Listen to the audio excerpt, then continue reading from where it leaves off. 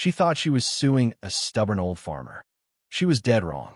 Margaret Ellison stood in the Chesterfield County courtroom, smug as could be, certain her HOA lawsuit would finally force Harold Bennett to pack up and leave. His old farmhouse sat smack in the middle of her upscale subdivision, paint peeling, barns sagging, ancient tractor rusting away in the yard.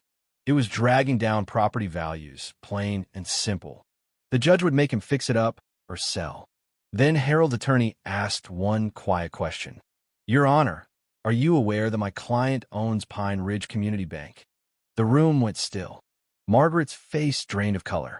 6 months earlier, she tossed a letter in the trash without a second glance, a notice that her mortgage had been transferred to a new lender. She never bothered to read it. Harold Bennett wasn't just a farmer next door. He was the CEO who now held the mortgages on 167 homes in Willow Creek Estates, including hers. And she was 4 months behind on payments. Margaret had made the same mistake every entitled neighbor makes, judging a man by his pickup truck instead of finding out who really held the power. This is the story of how one HOA president lost her house, her career, and her reputation, all because she never asked the one question she should have. Who am I really dealing with? 7 foreclosures. 1 dissolved HOA. 142 residents voting to end the organization that started the whole mess. All because property law doesn't care what your neighbor's house looks like. It cares who signs your mortgage note. But let me start at the beginning. The Chesterfield County Circuit courtroom smelled of old wood and stale coffee. It was a crisp October morning in 2025, fluorescent lights buzzing overhead. The gallery was half full, mostly curious residents from Willow Creek Estates and a handful of local reporters scribbling notes. At the defendant's table sat Harold Bennett, 58 years old, dressed in a faded flannel shirt, worn jeans, and muddy work boots. His gray hair was thinning, his hands rough from decades of honest labor. He looked exactly like what Margaret Ellison believed him to be, a cantankerous old farmer refusing to move with the times. Beside him sat his attorney, Evelyn Harper, sharp, mid-50s, Taylor Navy suit, expensive leather briefcase. She looked like she belonged in a big city boardroom, because she did. Evelyn was one of the top real estate lawyers on the East Coast, but she was here as a favor to an old college friend. Across the aisle sat Margaret Ellison, 54, perfectly coiffed blonde hair, cream blazer pearls. She looked polished and confident, the kind of woman accustomed to getting her way. As president of the Willow Creek Estates Homeowners Association, she had spent 18 months trying to force Harold off his land. Her attorney, Vincent Caldwell, mid-40s, slick-back hair, charcoal suit, flashed cufflinks every time he moved. He charged $450 an hour and made sure everyone knew it. He was certain they were going to win. The judge, Honorable Judith Ramsey, mid-60s, gray hair pulled back, no-nonsense expression, reviewed the filings. To her, the case looked straightforward. An old farmhouse in a luxury neighborhood, owner refusing to maintain it, community trying to protect values. Vincent Caldwell called Margaret to the stand. She laid out her case smoothly.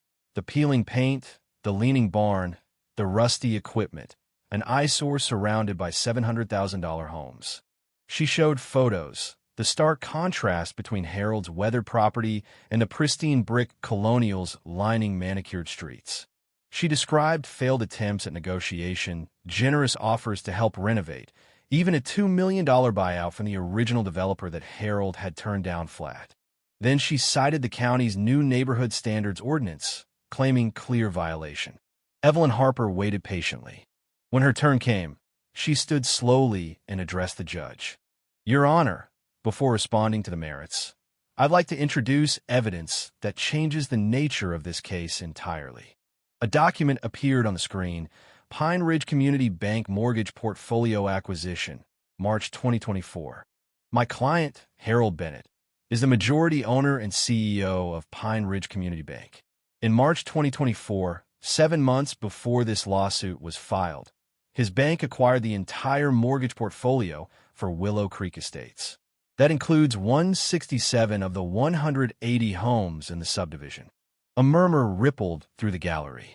including, Evelyn continued calmly, the home owned by the plaintiff, Margaret Ellison. Margaret's mouth opened, but no sound came out. Every one of those mortgages contains a standard acceleration clause, fully enforceable under Virginia law. Should the HOA succeed in forcing my client to sell or abandon his property, and should values decline as the plaintiffs claim they will, my client has the right to demand immediate full payment on every loan, approximately $120 million. The courtroom erupted. Residents whispered frantically. The judge banged her gavel for order. Vincent Caldwell jumped up. "This is extortion, Your Honor." "No," Evelyn replied coolly. "It's contract law. Your clients agreed to those terms." Harold finally spoke, voice low and steady with a soft Virginia drawl. "I bought that portfolio as a sound investment. I've been fair to every borrower. But if this association tries to take land my family has owned since 1895, I will protect my interests, and that includes the collateral securing those loans." The judge looked at Vincent. "Does your client wish to proceed?" After frantic whispering with Margaret, Vincent asked for recess. 1 hour. When court reconvened, the lawsuit was withdrawn. Case dismissed. Margaret sat frozen as Harold quietly left the courtroom. She had just realized she hadn't been suing a helpless old farmer. She had been suing the man who could take her house with a single phone call. "I grew up in that farmhouse, the real one, with creaky floors, drafty windows, and a kitchen stuck in the 1950s. Mice in the walls, roof leaks in heavy rain. But it was home. My great-grandfather Thomas Bennett bought the 5 acres outside Richmond in 1895, pure countryside back then. He built the house himself. Timber frame, white clapboard, wraparound porch. Raised tobacco, barely scraped by. My grandfather switched to soybeans in the Depression. My father took over in 1968, the year I was born. By then, suburbs were creeping closer, but our land stayed ours. Dad grew vegetables, sold them at roadside stands. We weren't rich. Hand-me-down clothes, garden food, ancient pickup. But I didn't know any different. Dad taught me hard work. Up at dawn, fix fences, patch roofs, keep old equipment running on grit and baling wire. He died of a heart attack in the barn when I was 17. I nearly gave up my full scholarship to UVA to stay and help Mom, but she wouldn't hear it. Your father wanted more for you. So I went, studied finance, worked weekends to send money home. Graduated in '89, started as a loan officer in Richmond. Climbed the ladder fast. Saw how big banks ignored small borrowers. Family farms, local shops, first-time buyers. In 2003, I founded Pine Ridge Community Bank with my own savings and a few investors. Focus on the people big banks overlooked. It grew steadily. By 2020, we had over $400 million in assets. I became comfortable, very comfortable. But I never left the farmhouse. Colleagues couldn't understand it. You're a CEO, buy a mansion. I didn't want one. This was my roots, my history. In 2022, a big developer offered $2 million, then $2.5. I said no every time. They built Willow Creek estates around me anyway. Luxury homes circling my 5 acres like an island from another era. At first, neighbors were polite, even charmed by the historic character. Then Margaret Ellison moved in. Real estate agent, 20 years in the business, obsessed with comps and curb appeal. She showed up with muffins and a smile that didn't reach her eyes. Suggested updates, offered HOA funds to help. I thanked her and declined. Her smile vanished. She warned me I was hurting values. Soon came the violation letters, petitions, county complaints. I ignored them. My land predated the HOA by over a century. Then, in March 2024, my bank bought the subdivision's mortgage portfolio. Pure business, solid loans, good rates. Borrowers got transfer notices. Most people tossed those letters without reading. Margaret did. She escalated social media attacks, neighborhood meetings, pushed the county to pass a vague new maintenance ordinance. In October 2025, the HOA sued. I called Evelyn Harper, my old UVA friend turned top attorney. She laughed when she realized I held their mortgages. We let Margaret build her case, then dropped the truth in court. After the dismissal, The neighborhood turned on Margaret. Emergency meeting. Vote to remove her as president. 6-1. New president issued a formal apology to me. I thought it was over. It wasn't. Vandalism started small. Smashed mailbox, eggs on the siding, trash dumped in my drive. Then graffiti on the barn, slashed tires on my grandfather's old tractor. Worst of all, someone poisoned 3 of my hens with antifreeze. That crossed the line. I asked Evelyn to check Margaret's payment history. 120 days past due.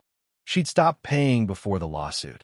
I authorized foreclosure, not retaliation, just enforcing the contract she'd signed.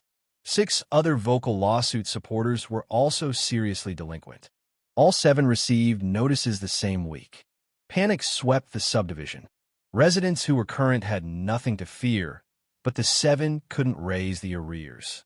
One by one, they lost their homes in early 2026. Media painted me as the heartless banker evicting families over a grudge. Protests outside the bank, hate mail, Yelp bombings. Deposits dipped, clients left. I stayed silent until the board insisted I respond. One interview with a fair investigative reporter. I provided timelines, police reports, vet bills, screenshots of Margaret's private Facebook group gloating over the vandalism. The follow-up article laid it all out. Public opinion flipped overnight. Margaret's real estate license was suspended, then revoked. She filed bankruptcy, moved in with her sister in North Carolina. With 7 empty houses on my bank's books, I made the neighborhood an offer. I'd sell them back at 20% below market, but only if the HOA dissolved and every deed carried a permanent covenant protecting my property from future harassment. 160 residents showed up to vote. 142 voted yes. The HOA was gone.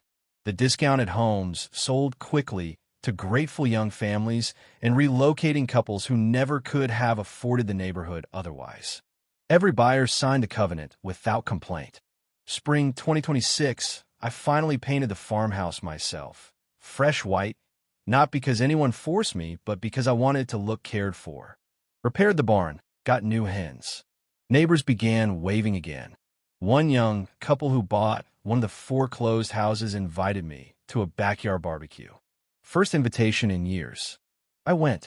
We talked about gardening and the weather like normal folks. Margaret still lives quietly in North Carolina, working retail. The subdivision is peaceful. No more meetings about mailbox colors or holiday lights. People keep their yards nice because they choose to, not because they're forced. I sit on my porch most evenings, coffee in hand, watching the sun set over land my family has held for 130 years. The lights twinkle across the neighborhood. Families living their lives, coexisting. I never wanted to fight. I just wanted to stay home. When push came to shove, I protected what was mine. And in the end, I gave the community a fresh start too. That's the whole story. Now I'd love to hear from you in the comments. Where do you stand on all this? Was Harold too harsh with the foreclosures, even if they were legally justified? Or did Margaret and the HOA bring it on themselves with the harassment and vandalism? Is it ever okay to use financial power like that to defend your home? Or does it cross into bullying? Be respectful, but tell me your honest opinion. Life isn't always black and white. Drop your thoughts below. I read every comment.